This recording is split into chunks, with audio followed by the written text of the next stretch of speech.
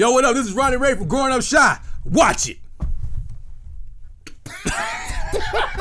They call me sweetness and I like to dance. Rain the balls like making romance. Ah!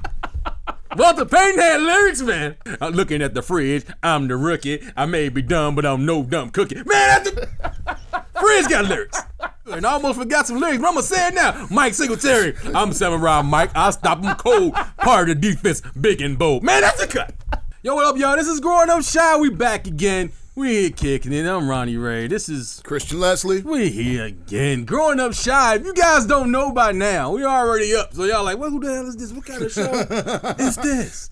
This show is Growing Up Chicago, pretty much. Shy, abbreviation, Chicago. Shy also, double entendre, Shy Kids. Growing up as Shy Kids, because we ain't no gang or nothing. We them guys. And you know what? Somebody actually addressed this week. It's Shy. It's not cheese. I saw it, dude. Yeah. It's Growing Up Cheese. 2000 karate movie. It's not cheese. Whoever came with that corny joke, I actually laughed, but don't ever say that to my face because it might be a problem.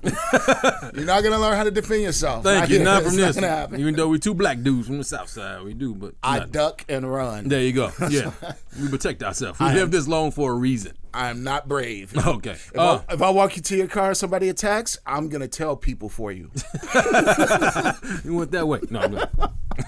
This is a show where we talk about everything. Chi-Town, sports, celebrities, food, movies, everything. TV shows that wasn't even really taped here. Wait till the Family Matters episode. We're gonna kill y'all with that one. But today we talking about sports. Yes. Legendary team. Yes. Because this town, I don't care what you say. I don't care how many championships Michael Jordan won. I don't care if the White Sox win the next 8 World Series. This town is a Chicago Bears town. Yes. And the most legendary team of all time in Chicago history is the 85 Bears. Yes. I gotta say it like this. They call me sweetness and I like to dance. Rain the balls like making romance. Ah! Walter Payton had lyrics, man. Where were you when it happened? When they started winning? Were you a football fan before, or did you get into it just because they were winning? No. I saw a lot of fair people coming in being fans. No, we're a Bears family. Like okay. We'll watch the Bears. I'm not big into football like that. Like if it's a good game, I'll watch it. Right. But I'll always watch the Bears play. Okay. Excuse me. So we were taught at an early age, like the Bears were, you got to watch some of these guys.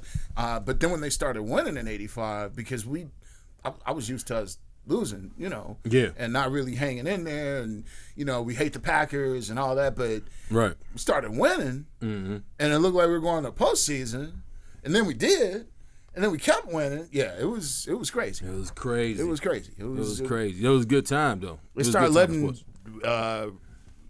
the fridge carry the ball at the publicity stunt. Like, what kind of nonsense? The only flaw. That whole season. That whole season is the only flaw. That's the asterisk by their season. They got an A- for that because Walter Payton. Oh yeah. Sweetness. If not the greatest. I love Barry Sanders, but Walter Payton's from Chicago, so I'm biased. Yeah. Plus he's better. Yeah, but that's an argument in the barbershop. But Walter Payton used to play, and they only won like 3 games. Right. He played everything. One of the greatest football players of all time. He finally get to the pinnacle, and they win 46-10, and he don't get a touchdown? Travesty. The Frizz got a touchdown.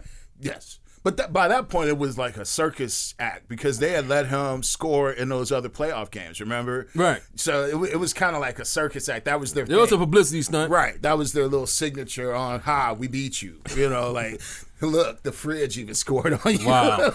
But nobody was thinking to say, hey, coach, we got to get Walter. He got you there. Oh, man, Mike Dicker, man, I swear for God. You was here. I wouldn't say nothing. I'd just be mad at you. Yeah, me too. too. Because I don't want to fight Mike Dicker. Me neither. Hey, I have the entire Dicker restaurant chasing me down. Yeah. LaSalle Street. It would be bad. Yeah. But no, that season was, I remember they did the song. They had, didn't they did something for charity, right? Yeah, that's the funny thing. They did the song called Super Bowl Shuffle. You millennials don't know. the day after they lost the only game they lost that season. That's cocky. That's right. As hell. That's right. That's cocky. Like, man, you know what? We lost, man. Let's go cry. No, let's go write a song. Let's go sing a about song to win it now. about how great we are and the fact that even though we lost this now, we're going to win the Super Bowl. That's right. We lost that game because it doesn't matter. I'm pretty quite sure Fridge was a young dude. So I'm going first. Looking at the fridge, I'm the rookie. I may be dumb, but I'm no dumb cookie. Man, Fridge got lyrics. Who tried? Did somebody try the Dolphins? Or somebody tried? They all something? did. The Raiders, really? 49ers. Oh, they just couldn't match it. That's just one thing you do and leave it alone. I mean, you can't really because they already stole Super Bowl Shuffle, so there's no other. What can you do? But then they did the song and lost. Like, yeah, who cares? Yeah, that's not good. Get out of here, man. That's not good. Losing teams doing songs about winning. That's crappy. That's bad. Yeah. Now, on a kind of somber note, you remember where you were when you found out that Walter Payton was sick? I used to work for Sherman Williams paint store, and I was riding a delivery guy. I had a bunch of paint in the back, and I'm riding, and I think Mancow said it. I'm listening to Mancow Muller, whatever, that guy. Right. Yeah, I went on his show, and yeah. Anyway, that's a whole nother story. We can talk about him one day because he's in Chicago. That's right. And he's like, yeah, it's a travesty. Walter Payton has liver cancer, whatever, this and that. So I was like, wow. Then I went home and it was on TV and he crying on the podium. But then I was still listening to Mancow. The next week, it's a guy doing a stunt out in front of Soldier Field selling liver sandwiches. And I was like, yo.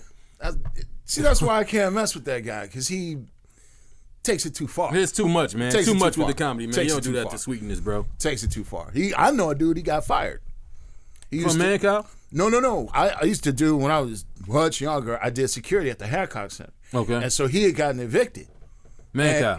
And so he went back to do a prank, and he talked one of the security guards into letting him in. And he had the whole thing taped. And of course, the next day they fired the dude. It's like, but it was just a joke. They're like, dude, you're security. You're supposed to keep it. Yeah, you're supposed to block out. You're supposed to keep it locked. we evicted him. He can't come back. Yeah, where were you? I was at my grandmother's house. Excuse me. I was at my grandmother's house and came on the news, and I remember my sister and my cousin were there, and they were like, man. Because they had just not too long ago, before that, what's the ball player who they gave the liver transplant to, played for the Yankees. Anyway, I'm not a baseball guy. I don't know. But they had just given one to him. And so, I'm sorry, I don't know. But they had just given one to him. And so my sister and my cousin were like, well, maybe they'll do the same thing, for Walter Payton. And I was like, I don't think so, because if they could do it, they would be doing it. He wouldn't be, you know what I mean? Like they if there was any chance in Chicago that they could just give him a transplant, he'd be okay. Wow. They would have done that. Wow. But it just.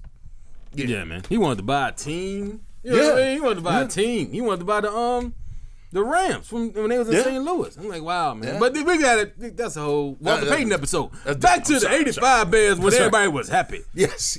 Let's talk about the happy time. That's right. When the Bears' life. I went to a game that season. You went to a game? I was 11 years old. I went to the game. And they were down 10-0 against the Washington Redskins. Uh-huh. And when we sat down, they kicked the ball to Willie Gault. Willie Gault called it the 99-yard line. Ran all the way back. I was like, oh, this is what it is. And then the next play, the defense stopped them. They got the ball again. The next play, they close to the end zone. Jim McMahon get the ball. He throws to Walter. Right. Walter ran a little bit, stopped, cocked back, floated up to Jim. Dude, touchdown again. Man, I thought that was the greatest thing ever. Right. I thought it was the greatest thing ever. And they won 48-10. The Redskins didn't score no more. So basically, every single loss after that is your fault. No, they didn't. Well, they only lost one game that season. I'm just saying, if you went to all the games, they would win. They weren't gonna let me go to Miami when they lost. Okay. I'm just saying. Even though that game was fixed, 2 kids. But yeah, the players, but actually the defense was the stars. We talking about offense. Yeah. The defense was the stars. Like Fridge wasn't even supposed to be in there. No. Like you had Richie Dent, Mike Singletary. You had Steve McMichael. Yes. Dan Hampton. Yes. Wilbur Marshall. Otis Wilson. Man, I go on Gary Fensick. All the guys that was in the song. Everybody in the song. The whole defense. I was like, who are these guys? I know the guys in the song. Dude, they had lyrics too, man. Yeah, go ahead. I'm not gonna go into their lyrics. I'll go all day with them, man. I think Oprah even had them on. Who? Oprah. Yeah, Oprah had them on. Yeah, I'm quite sure she had them on. She had them all on. I just remember it was like everybody was happy. Like when I was in school, I used to have people pick on me a lot until I realized that I was actually kind of strong, and then I started hitting people. But until then, I just thought you weren't supposed to hit people, so I let people hit me and bother me. And when they started winning, like even the bullies were happy. Like wow. the bullies like just you didn't have to. They were like, "Hey man," for that whole time until after the Super Bowl. After they won, then they turned mean again. Right. But until the Super Bowl, the bullies were like, "What's up?" Yep. And it was nice. It was a good time. We're not gonna beat you up after the Super Bowl. They didn't say it like that though. I thought their attitudes had really changed. But yeah, I found out after the Super Bowl, it was just temporary. You gotta watch the Bulls and they out of the playoffs. Well, no special players. Defense, my man, who just passed away, Buddy Ryan. 46 zone defense. Come on, man. Yeah. Best defense ever. People like, they get crushed. Nah, man, they lost one game and they won the Super Bowl. My friend Gary O'Neal always talking about damn Pittsburgh Steelers. Man, the hell with the Pittsburgh Steelers. No, I'll say they'll attack the show. What you talking about? The gold and black, man. Fuck y'all team. Excuse me. But I don't really think the game has changed because when people say things like that, you know, like they would get smashed nowadays or they couldn't compete nowadays.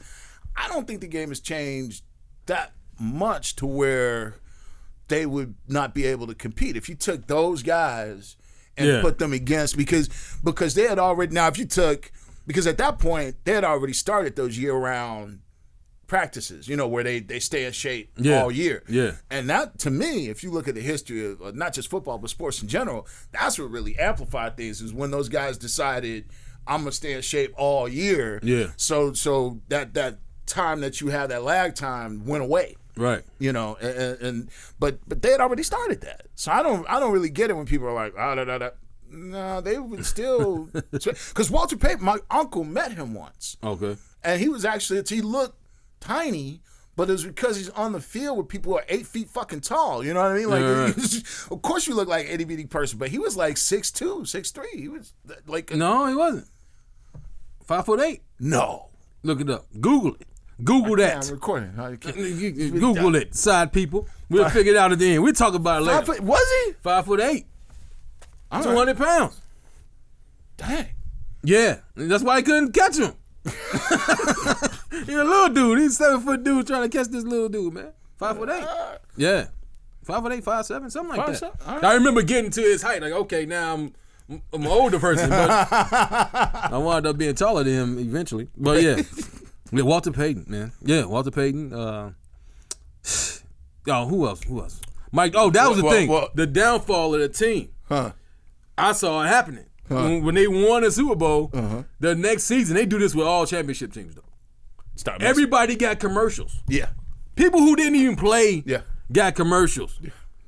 How many commercials did Refrigerator Perry have? Oh, my God. I think he did every car dealership in Chicago. I think he did one for Moo and Oink. Yeah. Which makes sense. Damn fridge. What you gonna do? Fridge. I think Popeyes, KFC, I mean, all him, of them. But then you had Jim McMahon just really killing. Yeah. And it's like, dude, Taco Bell, Pepsi. Oh, I'm like, man, how many? Yeah. He did some nationals. Yeah. He had national commercials. Yeah. Mm-hmm. But wow, man, that kind of threw him off. Like other players that really didn't play, like I said, to have like a dealership commercial or do a local insurance commercial. Like, right.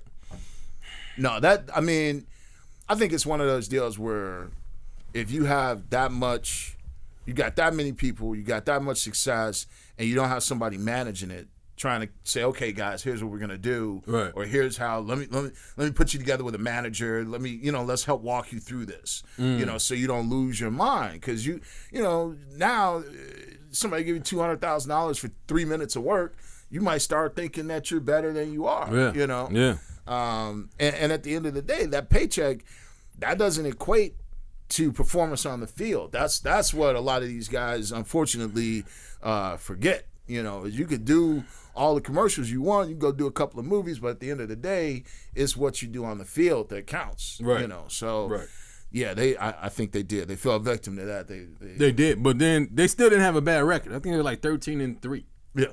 But they lost in the first round of the playoffs.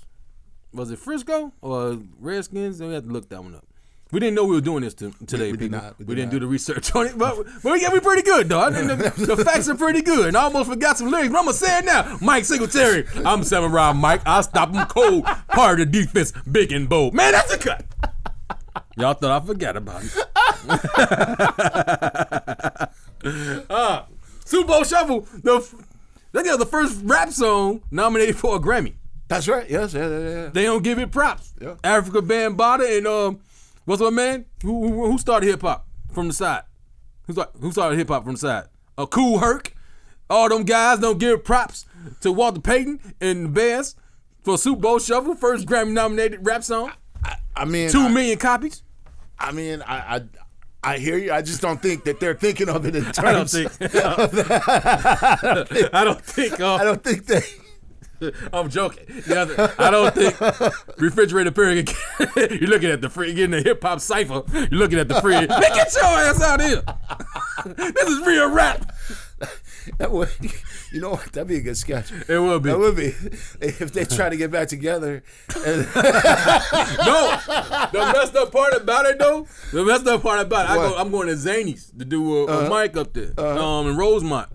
I hit the parking lot. I come down. And it's like an open field. Have you been there? That little. Yeah. It's an open field. It's a concert going on. No. Guess who's in the concert? No. Dan Hampton, Steve McMichael, and Otis Wilson are doing country songs. I don't know what's going on. Somebody got a guitar and the other guy is singing. I'm like, what is this? And people out there, yeah. I'm like, no. See? Y'all in this show so people could come in here and watch me perform. How many people were out there watching? Man, it was a park full of people. That little whole section. Imagine probably like a quarter of Grant Park. So like at least 300 people sitting there. So a bunch of people tripping on acid with nothing to do. They go, but they miss work. Because it's a Tuesday. Y'all miss work to go see Dan Hampton sing? Oh God! Now what's up? Yeah. With them, I don't know what they were singing. Otis Wilson ain't about to break down on Al Green with them. No. Yeah. So it had to be country songs. Steve McMichael he's from the South. So yeah. Yeah. Wow. But that was special. I don't know what their name is. That was good luck in y'all other career. Oh man, I hope I never run into them old dudes. What you say about us singing? It was terrible. All you got to do is run. They can't walk. They can't walk anymore. Yeah, Dan Hampton used to be on the line with bleeding knuckles. Yeah. I broke my arm this morning, but it's okay. That's That's why when people get upset and say, well, why do these athletes make these exorbitant salaries and all? But if like I know 2 professional athletes and I know a bunch of ex-college athletes, right? They are messed up. Yeah. For life. Yeah. For life. They are messed up. I mean, the all those great hits, quote unquote, that you see, those are people's bones. Those are people's bones. And so when they get older, like the ones that are even still able to walk, the ones that are just barely ambulatory, they're doing good. Right. Because there's a lot of them that can't walk unaided. So I say, for me, for the record, give them as much money as you can, as they deserve, because later on in life, they're going to need it. Yeah. We saw concussion. Will Smith. Tell the truth. Tell the truth. Side note, you ever watch the movies like those? They do an autobiography film on the dude and he looked nothing like the guy. Yeah. He looked nothing like the guy again. Like, y'all just want to get Will work. Nothing. We love Will, though. I love Will, but neither one. He don't look like what's his name, the investment dude, and he doesn't look like this doctor. He's on was that happen? Yeah. Man, looks nothing like either one of them at any stage. Because I went back, I looked at pictures of him when he was younger. No, still Steve no. Yeah. No, he's totally not him. And that's okay. It's a movie. It's not a biography. It's a movie. It's fine. But no, it was a good movie. Tell the truth. I never seen it. I just saw that trailer. That's all I know. It was I'm quite sure what it was about, though. Yeah. It's hard for me to believe that a doctor was that passionate about it. Like, you see most doctors, they're like, here and goodbye. They don't really care. Oh, okay, yeah. You may forget about the topic. The Bears. 85. Willie Gault, Dennis McKinnon, Matt Suey. Yes. Man, come on. Everybody, Dennis Gentry, everybody was acting. That's how cool they were. You know how you like do watch a movie like I'm Batman, Superman, whatever. Right. We were like I'm Dennis McKinnon. I'm Walter Payton. Yeah. Blah blah. You know, everybody want to be these guys. People would fight. Yeah. Like, no, you got to be Walter Payton last time. Mom, no. He keeps being Walter Payton every time. Tell him it's not fair. I got the jersey. Shut up. Right. Oh man, if you got the jersey, yeah. Oh man, you got to be him. Superman. You got to be him every time. That was the Trump move. I got the not the president, the Trump move, as in you win. Right. Right. I want to be Walter. Well, do you have the jersey? Wait, you ain't Walter Payton then? No, I don't have the jersey. But then, when you get the jersey, then we can talk about it. But until you get the jersey, I'm Walter Payton. Damn, all right. I didn't know this was a costume party. My mama bought us bread instead. You know what I mean? The question is, though, because they talk about it all the time, are they the greatest team ever? In Chicago? Period. It's football history. I mean, they're a great team, and I love them, but the greatest team in football history ever? I can't really say that. I'm biased. I mean, hell yeah. Okay, that's great. Man. Look, let me tell you something right now. I grew up around my grandmother. My grandmother will tell you if your baby is ugly. So I can be biased and still go, no, that's not. Who's the greatest then? I mean, she just said yeah, and then told me the truth after the camera went off. Now you gotta fess up and find a team. They won 15-1, and won the Super Bowl. Tom Brady won 16-0 and lost. I mean, first of all, I hate Tom Brady, so that's a non-starter. Any team he's on, I automatically hate, so I don't care. They could do anything. The Patriots could actually save the United States, and I would still hate them. I mean, seriously, they could save the United States from an alien attack, and I'd be like, fuck them. Yeah. Somebody else could have done it better. Okay. Just like Green Bay. No matter what, if you're a Green Bay Packer, I hate you. I don't care what you do. That's just me. I hate them. Yeah. Forever. No, well, being a Bear fan teaches you how to hate them, the Giants, and the Dallas Cowboys. I have no love for none of those teams. I don't either, but I have a specific hatred for, like, I told you this before, the Packers actually make me understand racism a little bit because I've never met a Green Bay Packer, but if I had a daughter. You can't come to my family reunion. I'm just saying. They live in Milwaukee and they live by this. Oh, no. They loving life right now. No, I hate the Packers. No, but see, I don't have anything against, again, it makes me understand racism because I don't have anything against Packer fans. Just like racist people out there like, well, I got, a nephew who knows a black guy and he's okay. Like I can relate a little bit. Like I just hate the Packers. I don't hate their fans. I don't blame them. Okay. I just hate the Packers. Like just if you quit being a Packer, you're okay. Okay. Yeah. So like if Aaron Rodgers was to like jump in front of a train, I would be all right with that. You're gonna put a sign up. The death threats this guy puts That's not a death threat. Okay. So the greatest team is still nobody from him. The Bears are the greatest team ever to me, and that's all it is. My opinion counts for me. Y'all think what y'all want. No, don't even matter. Forget it. Okay, that's it. That's the end of the show. That's the show. You got something else you want to say? Something else? No, that's it. That's it. Okay. We miss you, Walter. Miss you, Walter Payton. Buddy Ryan, rest in peace, just passed away too. Yes. Amazing defense, everybody. Mike Ditka, you should have gave Walter Payton the ball. I know you sleep up at night like, man, even though it was like 30-something years ago, I should have let the play in for Walter Payton. You should have did that. I hope he's not still haunted by the. You think that's why he has the heart problems? About 3 years ago, he was like, I should have given him the ball. Like, why are you talking about this now? So now that's what it's going to be every time I think about you, Mike. You didn't get to play for Walter Payton. years later, what the fuck? I should have given him the ball. You gonna be working on a time machine in your basement. What you doing? Come here, Jim McMahon. Right. We should have got him the ball. That's the show. That's the show. Comedian Ronnie Ray. Find me, www.ronnieRayComedian.com. I'm Khristian Leslie, KHristianLeslie.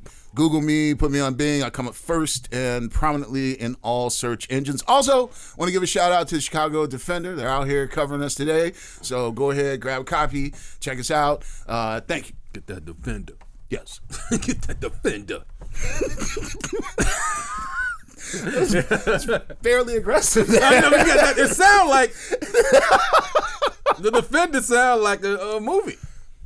That's a video game. Yeah, it's a comic book line too. There you go. Yes, but in this instance, it's a newspaper. That's here right, in Chicago, and you better get that and Defender. you should go get it. Yes. Okay. Tagline.